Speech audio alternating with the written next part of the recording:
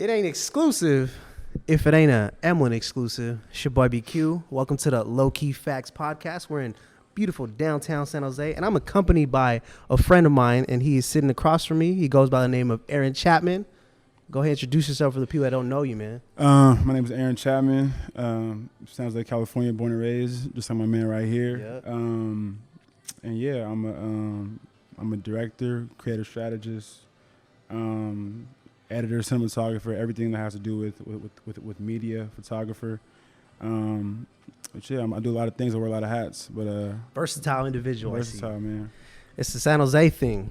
It is. San Jose is really coming up. It really is. In different ways. Definitely. You're the first person I brought on that's not a rapper. You know that? For real? Yep. The first person? The first person.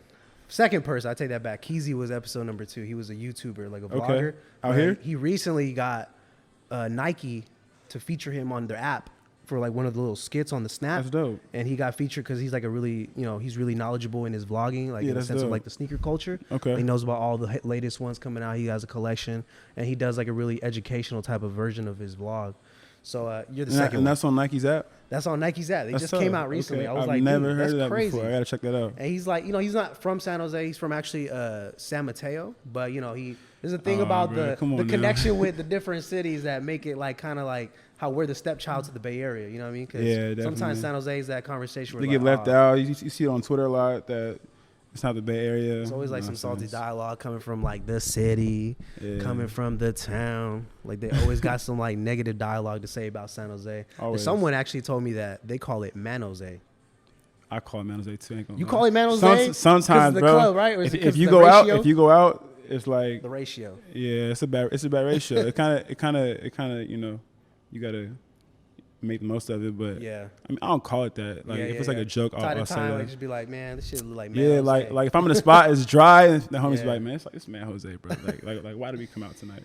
So aside from the uneven ratio, when it comes to the culture, like when I mean like the hip hop scene, the creative content scene, even the podcasting scene, like, do you feel like there's a presence, or do you feel like it's just kind of like there's more technology discussions? I feel like there's definitely a presence. You just got to tap into it. You know, I feel like with music, with like being a creative, with podcasters, like they're out there. But I feel like at the same time, it's people got to really like support. You know what I'm saying? So like I feel like if people were to support everyone around them more, then it'll be popping. But because it's tech and because we are in San Jose, it does get overshadowed. Like people, focus on Silicon Valley more so than like the people like us out here, and so but yeah, it's definitely slept on, like it slept on a little bit or a lot, but I feel like now like we're in a time where it's starting to come up and make a change.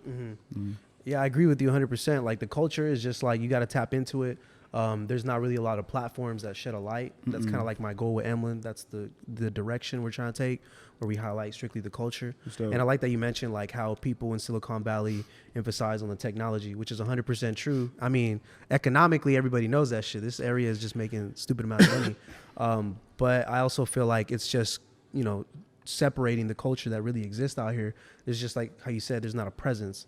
And I think that's really important for us to start shedding a light on that. And I feel like us, breaking in different directions, breaking in doors. That's my point. Like we're breaking into areas and locations and opportunities that other people wouldn't get coming from where we come from. Yeah, exactly. So like, why do you think that was that something important for you? Like going out and just kind of pursuing your passion, or what was your direction with that? Like as far as like San Jose and whatnot. Yeah, I feel like it's more of like the essence of like wanting to be a better version of yourself. You know what I mean? Like there's some people that get by life living in San Jose and they do what they have to do, go to school, get a job, whatever. But like for certain individuals, like it was like, I got to be this, I got to be a, whatever that goal was for them, So for me, my thing has always been, I will be successful in something right? And so like when I was playing football, it was, I went to the league, so everybody thinks. I went to college, I did the whole thing.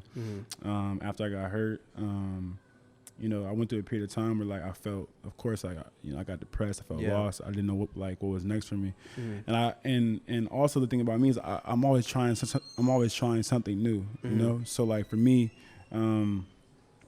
it was like if something does not work out for me, I'm trying something else. Mm-hmm. So after I started playing football, I started a clothing line. Yeah.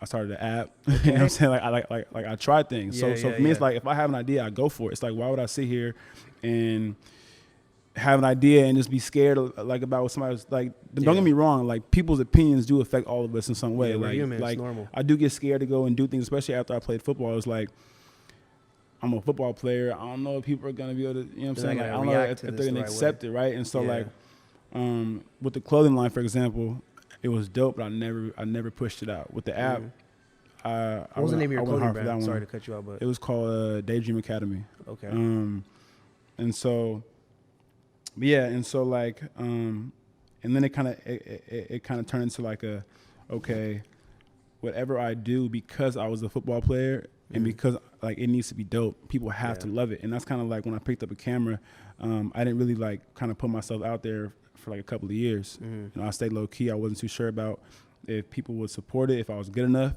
And then back in 2018 is when I dropped my first video, and then now like a year and a half later in 2020, I'm where I'm at now. And so, you know, I'm addicted to improvement. Yeah, like I gotta improve. Like I can't be in the same spot I was 2 months ago, 3 months ago, 4 months ago. I have to like, you know, go forward. Yeah. And so that's just kind of how I think about things, and like I have goals for myself. I set goals like every week, every day that I got to achieve, and so you know, and that's kind of like how I move on a daily basis. Sounds like some Mamba mentality I'm hearing right now. Oh, bro, I'm feeling Mamba all day right now. Most definitely, bro. I got to. And that's what I'm saying. Like being from San Jose and like just going about certain things and like idolizing who people idolize through social media and stuff. But like hearing that, like that's something that already separates you from a lot of people. Some people are already in that position, but they don't work. Like they don't got that opportunity in front of them. So I want to dive into the story more because, you know, obviously we just kind of jumped into this conversation for the viewers. There's like, you know, they're trying to figure out who's Aaron Chapman. Why is he sitting right now in the Low Key Facts podcast? So right now I'm really trying to, you're from San Jose. I first heard about your name, Pop Warner days. Pop Warner going into high school.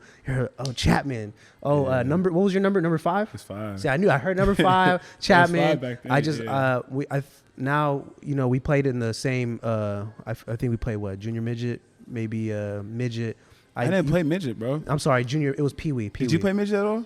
I did, but I played with the regulators. That was like a team in after what the year? Rough Riders. 8th grade? Yes. I was on junior midget 8th grade. Yeah, see? Yeah, so I remember from there, and that's the thing why I always highlight Pop Warner in this podcast a lot, because people don't understand like how big and intact that community was. Bro, it was huge. It was huge. There was thousands of people on that field. And so many people that did play Pop Warner with us have gone off to do great things. Big things. Great things, even not even in sports. No, not even in and that's where I'm sports. going. Is like it, like that community created like a mentality, Built character. like a character for surely big character. You were getting clowned on, you were getting picked on, all your insecurities, all your flaws, everything. Just you're fat, you're slow. You know, it was bad, but it did build a lot of character. I can agree with that. And that's just Pop Warner. I'm not even talking about like, you know, the next levels of that. Because when I got into high school, I played football at Oak Grove, and then I knew you played at Bellarmine, and I just knew the reputation Bellarmine had as one of the dominant private schools, and just like the talent that came out of there. So like I want to dive into that a little right there, because that was a question for some people, because a lot of the things where it's like people in Pop Warner were like, oh, I want to play for Oak Grove, because when they saw the blue and gold, they were like, oh man, when I get older I want to play for that team. And I know a lot of people that thought the same thing. So was that something for you, or was that something where you're like, you knew what the decision was for yourself when you were younger? So my brother went to Bell. He's 2 years older than me, and so for me it was mainly like it was my dad. It's kind of already set in stone. I'm going to Bell. And so if I wasn't going to Bell, I was going to Piedmont. Oh, I see. You know what I'm saying? So like I had already had my classes for Piedmont. I was already, you know, locked in. Yeah. And then my dad told me that, or I got a letter and I got into Bell. Okay. And so that was more just like a So were you already living in Piedmont area? Like nah, it was just I think my parents knew the principal. Okay. I think they had like this program that was like more academic programs. Yeah, more academic, right? And makes sense. Oak Grove wasn't good known for that. For sure. Yeah. So yeah, man, I just ended up going to Bell with my brother, and so that's how kind of. So like went from Pop Warner, went into high school. You're 4 years into Bellarmine.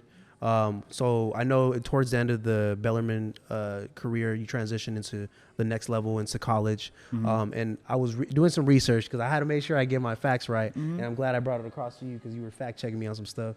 So when you transitioned from Bel Air College Prep, you were in discussion with Washington State, right? University of Washington. University of Washington. Definitely not Washington. University of Washington. Not Washington. I get them Huskies, confused. man, the Huskies. But I actually wasn't. So what happened was, I mean, sophomore year and going to my junior year, I was getting heavily recruited by a lot of different schools. After the first game of my junior year, I tore my this ACL, and then the whole season was gone. A few schools had stuck with me during that time because okay, senior year, get healthy and play. Yeah. First game of my senior season, I tore my other ACL. Damn. Against De La Salle. Yeah. Damn, and De La Salle too. De La Salle's a big ass school, just so for the ones that don't know. And so of course I was crushed, right? I was crushed. Yeah. I feel like I lost everything. Like at that point, like football was my identity. It was who I am, who I was. And then Boise State had stuck with me, and they told me that okay, you should gray shirt, and gray shirting is basically graduating from high school and doing like a semester at a JUCO. So I went to Evergreen and taking under like a certain amount of credits, so I'm not a full-time student. That way, once the next fall comes back around, I'm still a freshman. And like it's a red shirt, the whole nine. Okay. So I did that. I trained, I got healthy the whole nine or whatever. And then literally like 6 days before I left to go to Boise, because during this time the coaches had left, I get a call and they're like, "Hey Aaron, like we want you to come to Washington." Like 6 days, like prior to me leaving. Yeah. And I said, "Yeah, man, like Seattle versus, you know what I'm saying, Boise, Idaho. Like it's an easy, Pac-12 school. It was an easy choice." And so I went to ended up going to UW and then played up there. I had another ACL injury, and that was my third one, and so I kind of sat on it for a while for like for the season, and then like towards the end I was like, you know what, like this isn't for me no more. It's not worth it.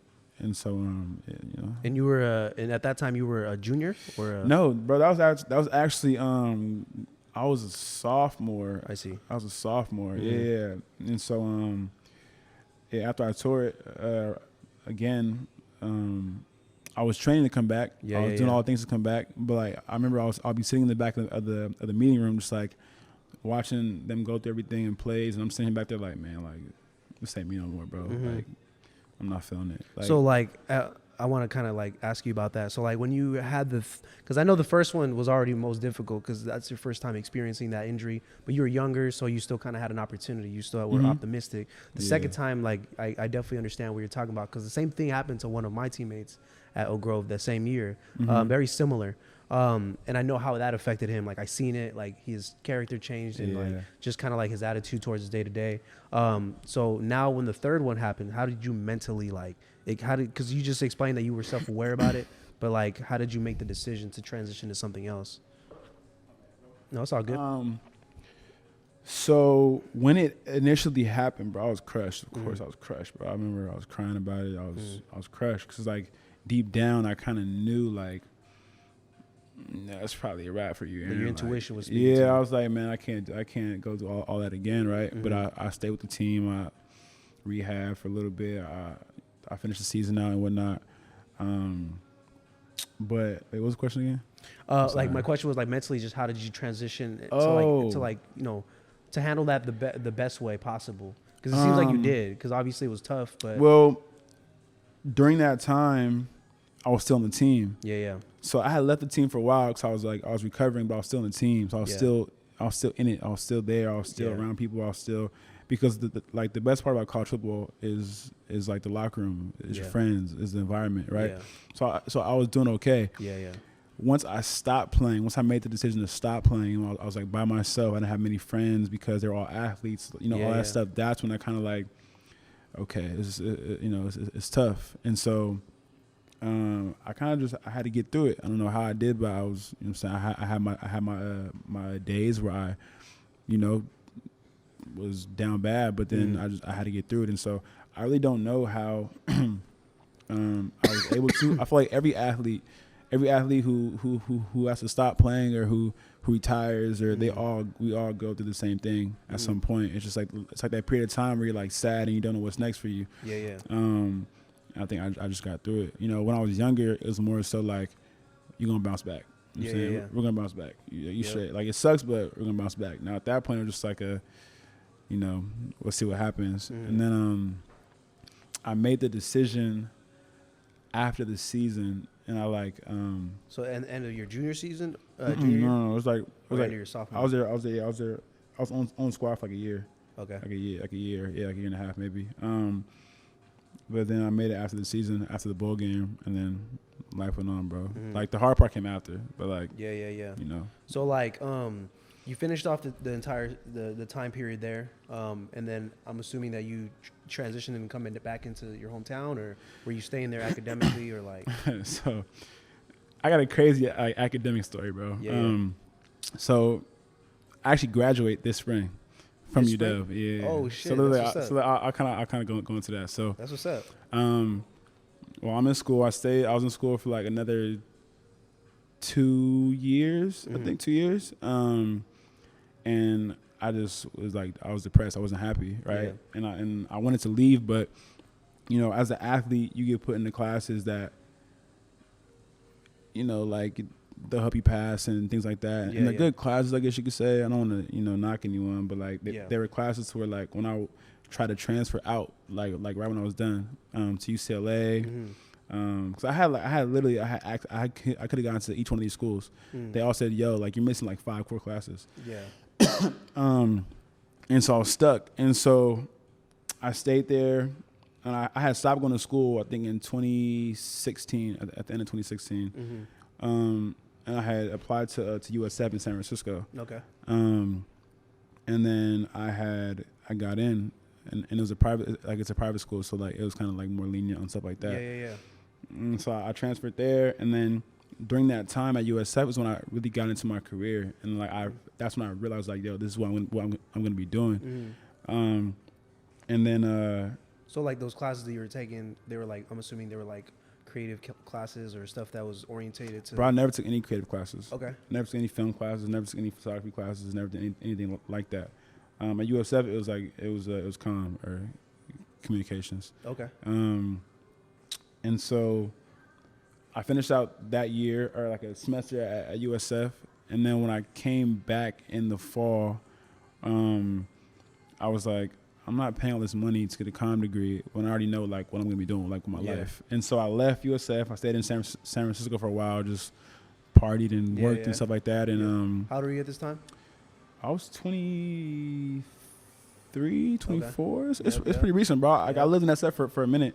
That expensive rent he was making it happen over? It was expensive. Yeah, it was expensive. And I ended up like leaving because I was like I was never home. Okay. I'm always traveling, or I was traveling more so in 2019. This year, I hope to not travel as much. I still want to travel, but not as much because like I'm starting to kind of figure out exactly what like what I'm doing. You know what I'm saying? And so like in 2019, there was a lot of traveling. It was fun. Working with different people, different athletes, different companies.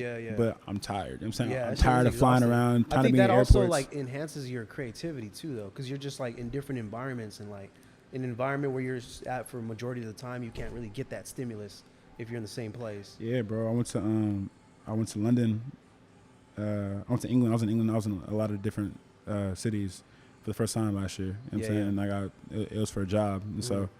I did experience a lot. I did see a lot. I do plan on continuing to see a lot. But it was a good experience, bro. So this is why I thought it was really important to bring you on, because your story is deep. You know what I mean? It goes into different directions in the sense of like your professional career, being an athlete, academic. You know, being an academic achiever alone is already a lot. Bro, every day I fight with myself, bro. Is a crazy as like direction. You know what I mean? True. Yeah, it is. Like it's not like it's a lot of work.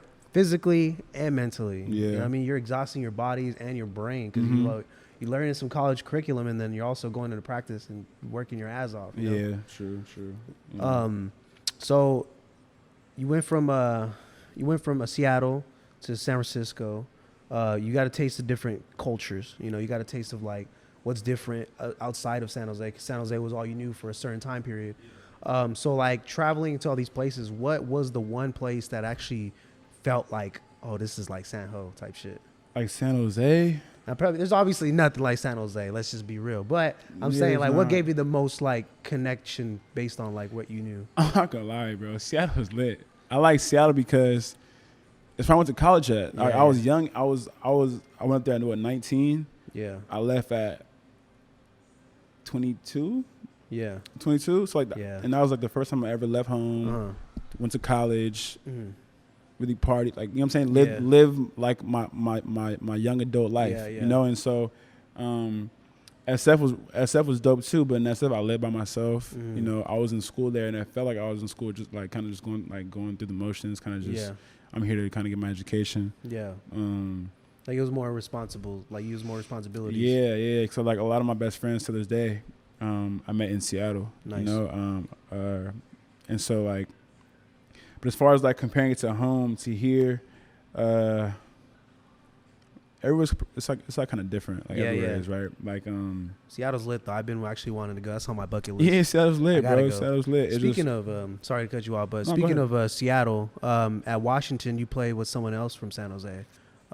If I'm not mistaken, is Scotty. It's my dog. Scotty, did you play with Scotty? Or it's my dog. Okay, yeah. So Scotty, I actually met him in Seattle. Okay, yeah. Scotty, I remember I was a freshman. He was a senior.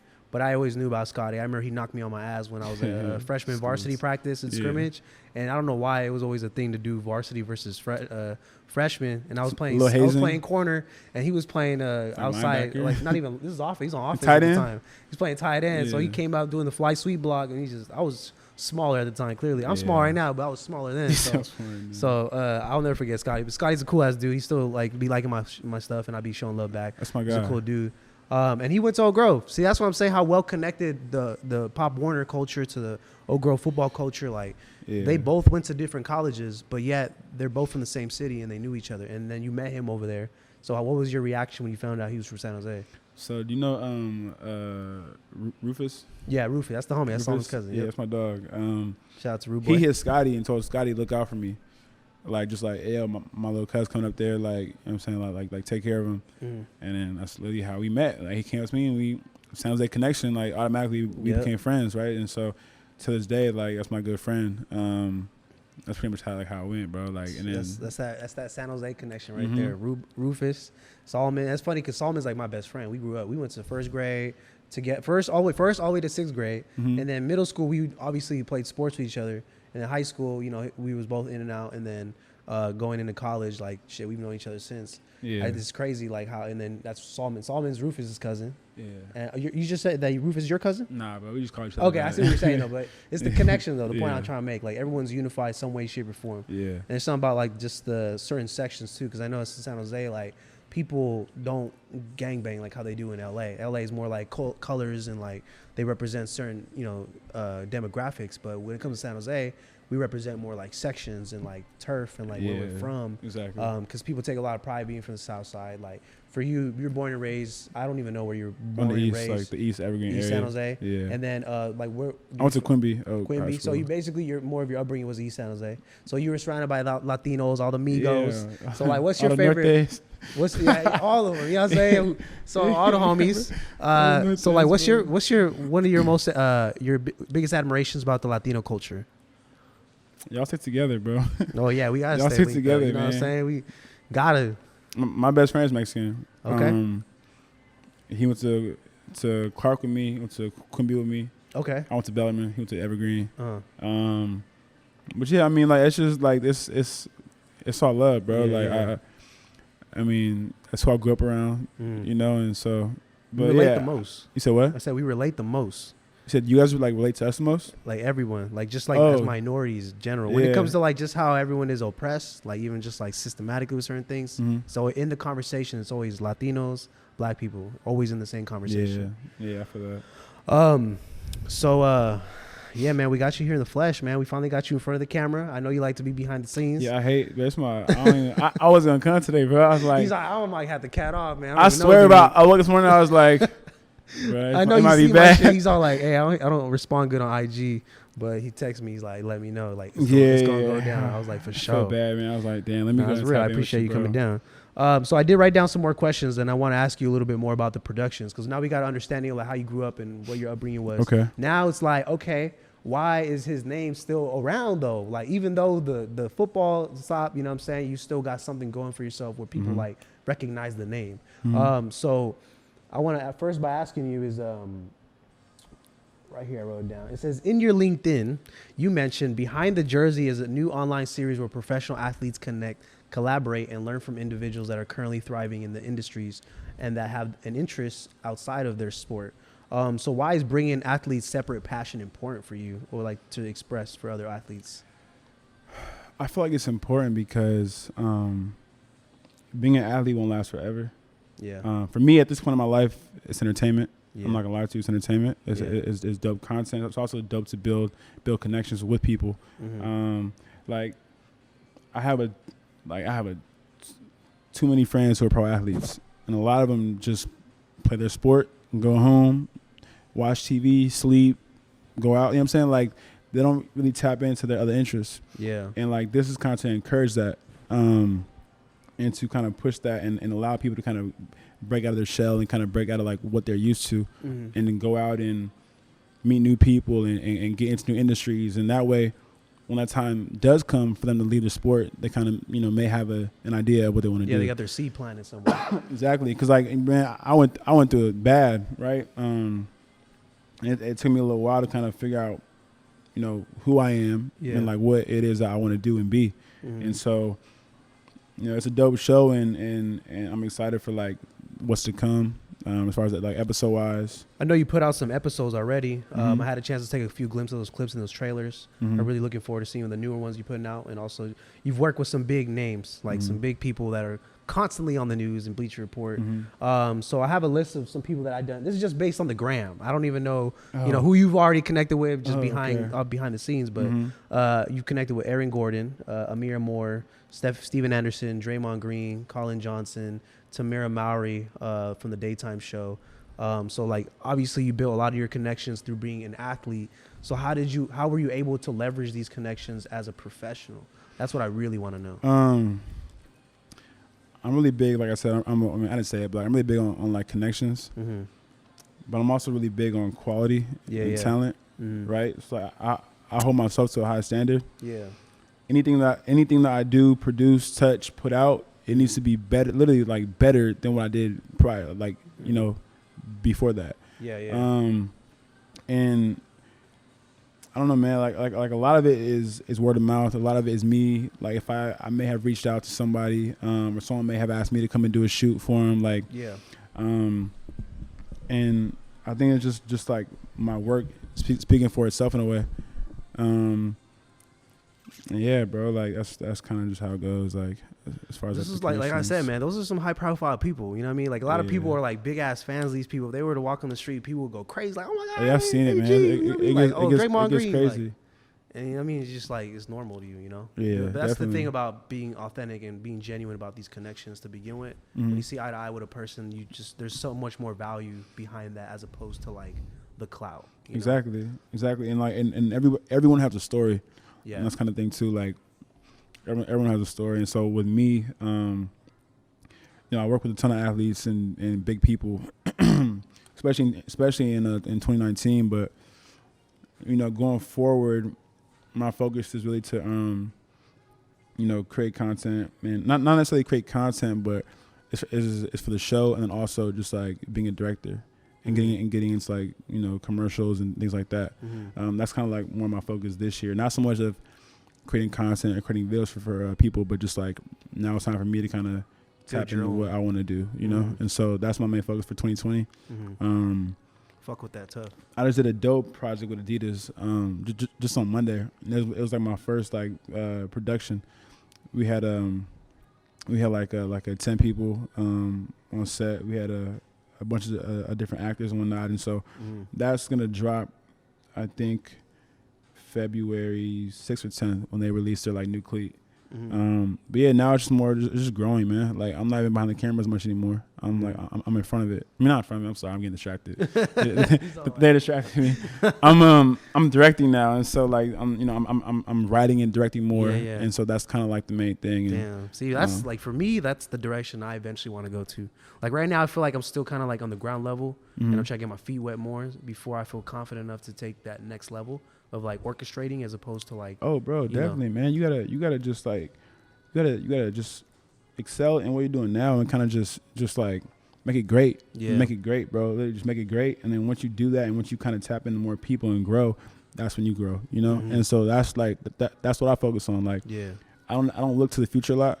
I live in the moment, and I look at like, okay, this what I'm doing right here needs to be the greatest thing I've ever done. Period. And every project that I do, I look at it just like that. Like this has to be the greatest thing I've ever done, and the greatest thing you ever seen and you ever seen. Like that's how I think. Yeah. And so facts. There's like, I agree with that so much. Yeah, and there's so many things that I don't see. that I don't post and that people don't see and things like that. Yeah. That I probably should put out, you know. Yeah, I mean, shit. You just said some shit. I was like, damn, I didn't even know that. Like, I mean, that's big. You saying Adidas? I want to bring that back because I know I'm gonna get a soundbite of that, but I want to ask you personally. So the production you did with Adidas, they're gonna use that as a promotion for the new cleats that they're. So yeah, they're gonna. It was kind of like a mutual thing. So basically, right now I'm working on getting signed to a production company. Okay. So like that's my main thing. And when you sign to a production company as a director, then when like basically when companies reach out like Nike or someone like, all right, we have a commercial, they'll go to the top companies and ask for like who's your directors, and then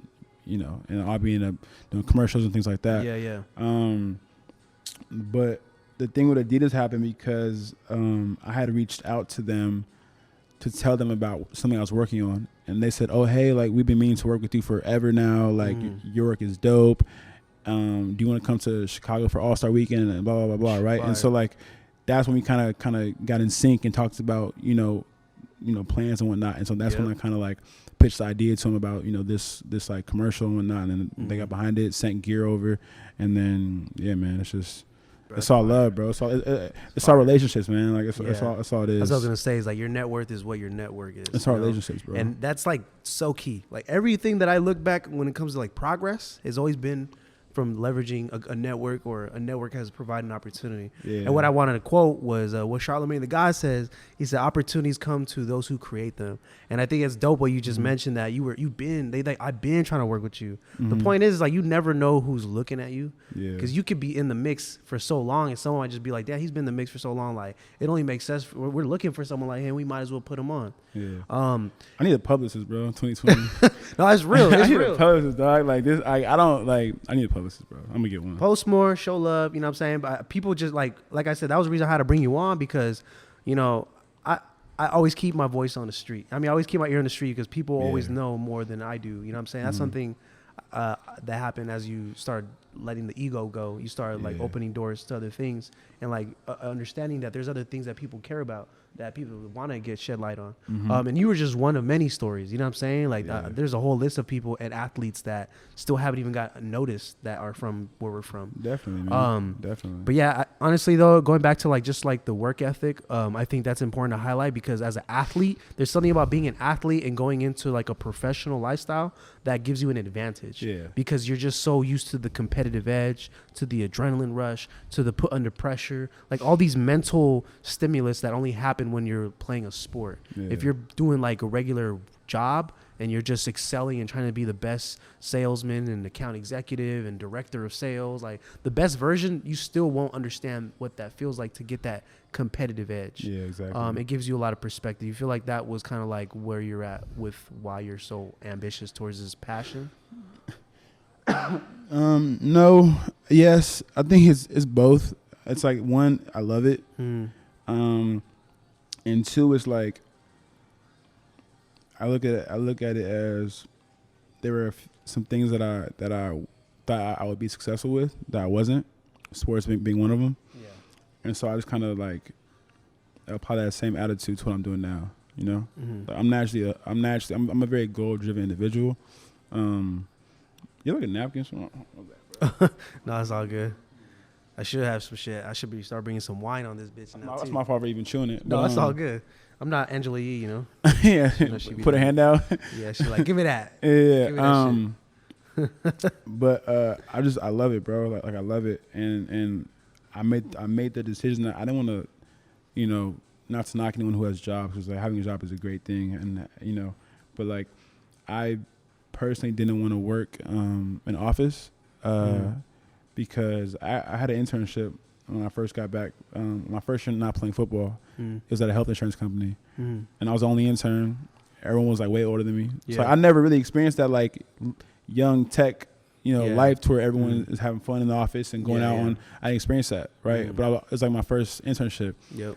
I was there like, bro, never again. I can't, never again. I can't It's just do it. weird. Sometimes like I'm still adapting to it, you know. Yeah, no doubt. I mean, and it's still dope to do it. Like, Isn't it don't let interesting me though knock how it's you. like two worlds though? Yeah, Like there's a corporate America and then there's like a America, you know what I mean? Like there's like a whole different lifestyle, you know? It's like they're so blind to like, I'm not speaking generally, but based on my experience with certain individuals, like I noticed that they're so blind to like things that people are, you know, attentive to. Maybe it's not the best thing to be attentive to because it's entertainment or it's like hip hop, but for some people that's like, that's what they love, you know? Sometimes like I always go into hip hop because I feel like hip hop is something that people connect with the most. Because everyone, like if you're in the locker room getting pumped up, you're listening to DMX or like something to get you in the zone to like play football. Or if you're doing something that, you know, just connects you to the culture, you always resonate to hip hop. And people are just kind of blinded, you know what I'm saying? And then when you start to break in the sense of like having dialogue with some people, you actually connect on a bigger level because you're like, wow, like we are both immigrants. Oh, like we're both first generation American. Like, oh shit, you know what I mean? It just opens different dialogue. No doubt. So do you feel like just getting a taste of that health insurance atmosphere, you were just kind of like, this ain't for me? I mean, I was young, bro. Like, so like I can't really say that that's my like. We're still hella young still. No, I'm still young, but I was 20. I was like 20 years old. So like, you know, it was okay, but it wasn't a fun internship. I hear you. You know, at all. And but I've always been very like, you know, picky, selective. Yeah, because like for example, like my dad, he CEO of his own company, started back in '93. So like I've had, you know, my dad's been someone like I look at like, okay, he's, you know, you set the example. Yeah, you set the example exactly, and so it was just me, just, you know, I found something that I love doing, right, and so I feel like that's all it comes down to. I love it so much to where it's something that I was like, you know what, this is what I'm doing. I didn't know that it was what I was gonna be doing until literally like probably last 6 months, right? Like it was dope, but you know, you have those days, those nights where you're like, man, like I don't know if this is for me. Like I may quit, I may stop it, I may do something else. But I finally kind of, you know, locked in and said, all right, like I'm good. Like this is what I'm gonna do. From here on out. Yeah, exactly. And so yeah, man, this is how I see it. Man, passion. So you know what's dope is that I don't know if anyone's told you, but figuring it out, I feel like you've got a lot of it done. You know what I mean? Like you went through a lot of trials and tribulations and different forms of adversity that challenged you. But from what I'm hearing, like from my first time hearing your story and all that, like that already tells me that you've soaked in a lot of game enough to like where you can tell yourself like this is what you're gonna do and you know where you're going. And I'm really glad you brought up the story about like just your dad owning his company and just kind of like setting that example, because I resonate with that a lot, because like even though my dad, he's from Nicaragua, like they migrated over here when he was 18. My dad's 50 now. So like, you know, him raising the family out here, me being born into a different perspective as opposed to being in a, you know, a dictatorship country or like a third world country. Well, you're fucking losing my words and shit. But the point is like, you know, even though his circumstance was hella tough being an immigrant out here, he still was like, get this bag, work, whether it's fucking working at Jack in the Box, fucking being a recycleman, to fucking real estate, to making money, then falling out, bouncing back up. Like having that example in front of me drove me to be like, you know what, even though I fucked up or I'm at a deficit, I'm gonna still keep going. Yeah, for that. Like, man, we just gotta give a shout out to the fathers first of all. You know, Father's Day is coming up, as a matter of fact. If I'm not wrong. Really? When is it? I think it's in February. I might be wrong though. I think it's Valentine's Day. It could oh yeah, both. You're right. You can celebrate two holidays in one. But yeah, I think that's important, and glad that you brought that up. But don't get me wrong, bro. Like, I still have my day. I still have my nights, my days where like I'm like, it's tough. It's not easy, bro. It's not easy at all. Like, you know, it looks fun on the outside. It looks dope. It looks hella. Oh, you're working with Kevin Durant. Like it looks, everything looks great, but it's like it's not it's not always what it seems, right? And it's a challenge. It's still challenging, and so I still got to work hard every single day. I still got to. Mm-hmm. I'll be up to. I go to bed at 4 a.m. every night. You know what I'm saying? Sheesh. Like I'll be up at like working on stuff, editing. You know, so like it's not all glamorous and beautiful, but like I said, I love it, so I'm able to kind of like stick with it. That's what I was gonna say. Like if you didn't love it, you wouldn't do it. Hell And nah. it's funny too, because like whenever I get in this conversation with like business people, right? Yeah. I'm always asking them like, oh, you feel like you love this and that. Sometimes they just pursue it because of the finance or like the benefits of doing it. But like if you actually dissect it and I'm like, okay, like sometimes I ask this rhetorical ass question. I'm like, well, okay, would you do it for free? And they're just like for example, someone told me they wanted to do real estate. Like I knew they just did it. They said that because they saw other people making money off of it. But I'm like, do you genuinely like love real estate? And he's like, but are there people who genuinely love real estate though? There are. But for me in his situation, like I was trying to get like, would you do it for free? And then he was able to explain to himself like, no. I was like, okay, what do you love? Like if you can point to what you love, what is it? He's like, I love music. I genuinely love music. I'm like, well, then why don't you build something around that so then when you do work, you can do it all day long and never feel like it's a job. Mm-hmm. And that's where I feel like, where you and I are at now, it's like we could do this till 4 a.m. True. Yeah. A lot of people though are afraid to take that first step. For sure. Even like I got my best friend, for example, I be on him so much because this man is so talented. He's done so much in music. He's a producer. He's done so much in music.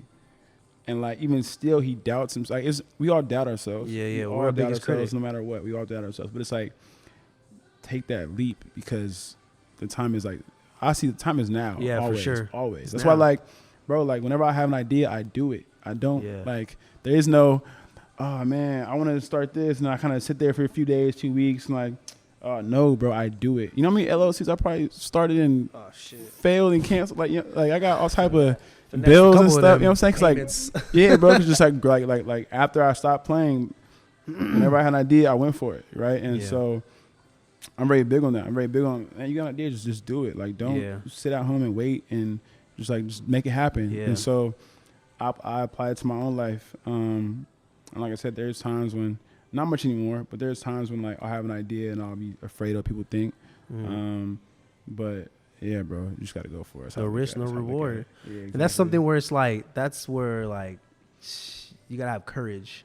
You know what I'm saying? Like it takes a lot of courage to be mentally in that zone where you're like, I'm just going to go all in, because I feel like the quicker you fail, the quicker you can identify the problem and you can go back at it, as opposed to like, fuck, like there's some people where like I used to work with, they would be like, fuck, like, I'm worried about the angle. I'm worried about this idea. Oh, like people are not going to like it. I'm like, bro, you're overthinking it now. Like at this point, you're not even, you might as well just fucking get someone else to do this shit because you ain't going to do it. You know what I mean? For real. So, exactly. Like we're our biggest critic, But one thing I learned about critics, I always quote Malcolm X because my favorite quote is fucking, those who have no critics will likely have no success. And I'd be like, if no one's talking about you, you ain't doing nothing. Yeah. You ain't doing something right. If someone talk about you, that's why when I got kicked out the office, I told you about, I was like, shit, I'm doing something right if they're watching my IG. You know what I'm saying? My work watching my IG. This ain't LinkedIn. You know what I mean? Bro, get about my office, bro. I feel it though. Shit. But yeah, man, I'm glad we are able to kind of like understand a little bit more of like your upbringing, just kind of like your attitude towards things. Cause I think like how you said, like understanding people's reaction was kind of like, as a human, you're like always like, it's easy to be like, what are they going to say? What are they going to think about me transitioning from this to a big, pivot step to this? Yeah. It's not easy. You know what I mean? So you sharing your story gives someone that's in that position right now, make it more acceptable. You know what I mean? Yeah, they can understand more, have self-awareness, because that's kind of not talked about as often as it should be. Yeah, definitely. So I got some good facts on here. I don't know if you like them, but I was able to get some good details. I probably missed some things. I know that people are going to be hitting me up like, damn, bro, you didn't even bother to tell them about this and that. You know what I mean? You must embarrass me, bro. What's going on? What you mean? Nah. I'm just saying, like, I've had moments where, like, I don't got all the right facts. Oh, like, I was like, bro, how you going to forget about the video he did this time? Like, going to pop up like, I heard you got... Oh, no, I ain't going to start catting off. No, I ain't going to start saying some cat shit. I've seen people do some... I've been checked in an interview before. I seen you at SGBG. That's what happened to Jimmy G. He got caught up with that porn star right here, right across the street from SJBG. Bro. But Shay, he gonna win the ball though. I don't know. Now that we talk about Super Bowl, I need your prediction. This will come out the week of the Super Bowl because it's 3 weeks from now.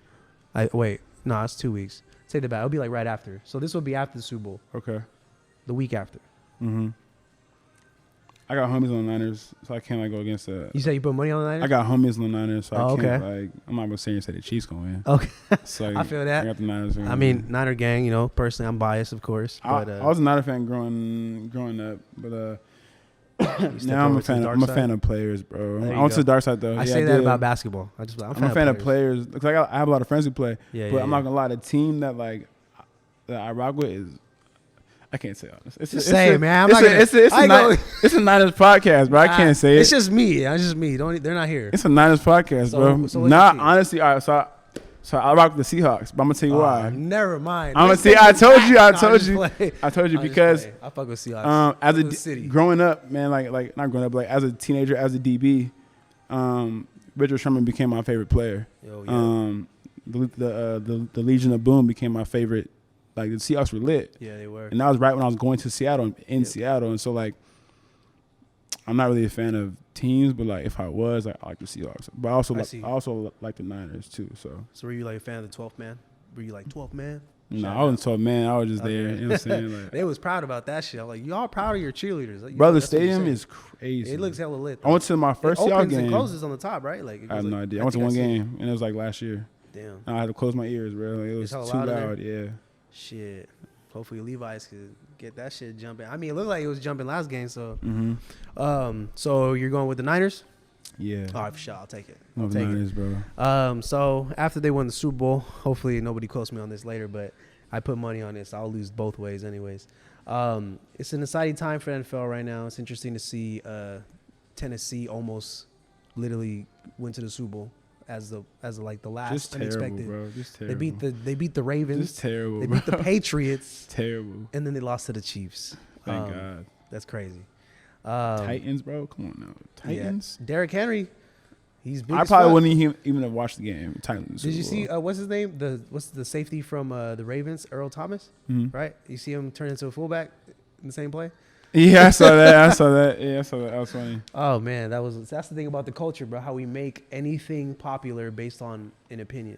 Yeah, like definitely. On Twitter and stuff. Yeah, crazy times. Follow me so on Twitter. That's my last transitional question is about the technology in our era because I gotta mention it. We're in Silicon Valley. We're in the damn middle of this shit. Yeah. Right now, technology has actually been enhancing the game from different perspectives. Now going into the XFL, they're going to be doing different type of replays built around 5G and IoT. IoT being Internet of Things, that's what it's called. So do you feel like, what is your prediction in the next like 5 to 10 years of how advanced the game could go? As far as what aspect? Yeah, I mean, just like what you've seen, how they've incorporated technology into the game. Like, do you feel like eventually it will get more advanced, like more than it is right now? I know it's like a random ass question, yeah, but I feel like I don't know, bro. I feel like probably everything is going to progress. Everything is going to grow, especially with technology. Mm-hmm. You got. Yeah, there's all types of I shit feel like it'd be on. more so fan engagement. Yeah, more exactly. so fan engagement stuff. Yep, I agree. Not with necessarily that. the actual game, but like fans and things like that changing. But they got drone races now. They fucking got drone races. They've had drone racing though. I didn't know that shit. Yeah, I seen them racing around racing. the Miami Dolphins stadium. I said, damn. You got EA Sports. You got kids playing video games, making more money than every single NCAA football player. Bro, I went to the Fortnite thing in New York. Oh, you went to it? I was out there. Oh shit. And we because AG was in it. Okay. So I went with it, captured content. That's fire. I met Nav, Marshmallow. They were there. Shot with them a little bit. San Jose, folks. It was crazy. San Jose. It was crazy, bro. It was like a different world, bro. It's like I'm in a stadium, right? It's like a tennis stadium, like where they have like Wimbledon and stuff like that. Yeah. They're playing video games, like. And fans are watching people play Fortnite. Are you talking about in the arena? Okay. They're playing Fortnite in the arena. And it's like crazy. a whole bunch of celebs and they're all. It was the national championship. Yeah. It was crazy. I never ever seen anything. And that's what I'm saying. Like that's it. like a tiny window of like what the future is gonna look like. Definitely. You know what I'm saying? That shit is $1 million industry now. Definitely. It's crazy. Well, we live in the hub of it, reporting live directly from San Jose, California. Is there any way? Well, first, what's the last thing you want to tell the audience? Maybe an advice for someone that's a creative director, wants to get in that direction. What's some advice you got for them? You gotta just go for it. Just go. Yeah, you gotta just it can't right. You gotta just go for it. Don't wait. Don't like. I know it's very easy to get caught up in people's opinions and things like that, but you gotta just do it, or you're not gonna move forward. So Period. that's my little advice. How can they find you? How can they get connected with you? Instagram, Aaron V Chap. I don't give out my Twitter unless you find me. Yep, you gotta find them. You know what I'm saying? You gotta find me on Twitter. I'll give it out. Google it. So I'm not hard to find, but like it's Twitter. You know what I'm saying? Like I want to be able to have my, I feel it. If I'm on Instagram, Freedom of and speech. on my website, on my Instagram too. So, and what's next? What's the next thing to look out for production wise? This year, I will have, and I'm speaking this into existence. I'm gonna direct like at least 2 commercial TVs, like on TV. Next level. Directing those, and I'm also doing Next a short level. film. So that's my focus. Next level shit. Yeah. Straight out of San Jose. Ooh, Shout out to the tank. Well, I appreciate everybody tuning in. I appreciate you coming down. So most definitely dope that you came. I'm glad that we were able to highlight the culture. And I'm glad I came, bro. oh, I'm glad you came. I wasn't gonna come. I'm glad you came though. Shit, I don't like being in front of the cameras, bro. I don't like it. Shit, it's a start. It's a start. It's more coming Yeah. 2020. Let's do it. It ain't exclusive. If it ain't Amlin exclusive, this is the Low Key Facts Podcast, and we out. Peace.